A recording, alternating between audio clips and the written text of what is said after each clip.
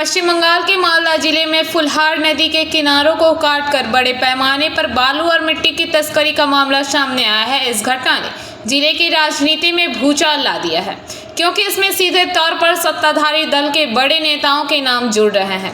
स्थानीय निवासियों और भाजपा का आरोप है कि इस अवैध कारोबार के पीछे रतुआ से तृणमूल विधायक समर मुखर्जी का हाथ है। इतना ही नहीं, तृणमूल के जिला अध्यक्ष अब्दुल रहीम बख्शी के बेटे और जिला परिषद के मत्स्य कर्माध्यक्ष रियाजुल करीम बख्शी का नाम भी इस तस्करी से जुड़ा रहा है।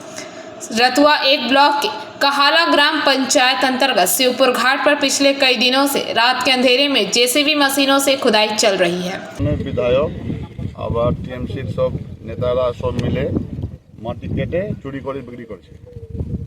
আবার কালকে আসলাম, আইসি সাহেবকেও জানালাম, আবার বিডিও সাহেবকে ফোন করলাম, ও বলছে বেলারের কাছে যান। তো বললো আমাদের একটা সরকারি কাজ চলছে, এখানে মাটি চুরি করে যদি বাইরে যদি বিক্রি করে 6 টাকা করে, তাহলে এখানের প্রশাসন কি করছে? কোথায় যাচ্ছে এখানে মাটি কি জানতে পারছে?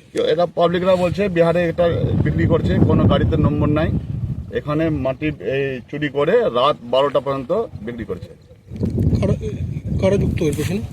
এই যে বলছে যে টিএমসি সরকার আছে, টিএমসি পাওয়ার দেখাচ্ছে, এটা গলত পাওয়ার দেখাচ্ছে ওরা, তো ওদের টাকার কমই পড়ে। এখন তো রাজ্য সরকারের চাকরি দেওয়ার কোনো স্কোপ নেই, চাকরি বিক্রি করে আর তৃণমূলের নেতাদের টাকা পাওয়া হচ্ছে না।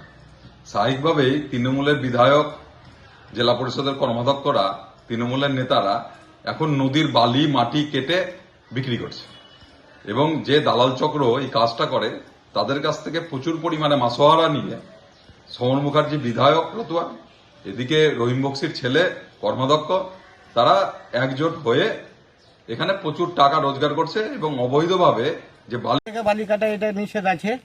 হ্যাঁ, এখানে টোটালি ট্র্যাক্টর ব্যাক্টার নৌকালোরও চলে না।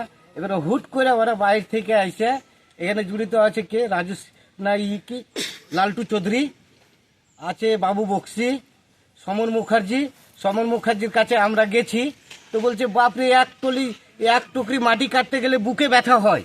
তো আজকে হাজার হাজার টলি এবারকার চলে যাচ্ছে বাহিরে, এটাকে রুকাচ্ছে না। এর আগে মানে হচ্ছে গাড়ি ধরছি, পুলিশ আসছে, নিয়ে চলে যাচ্ছে, ফের ছেড়ে দিচ্ছে, ফের এসে নিয়ে যাচ্ছে। আর পার্শ্বে ফুলহর নদী পিএইচই, এটা আমরা বাদকে। Bureau report, PBTV news.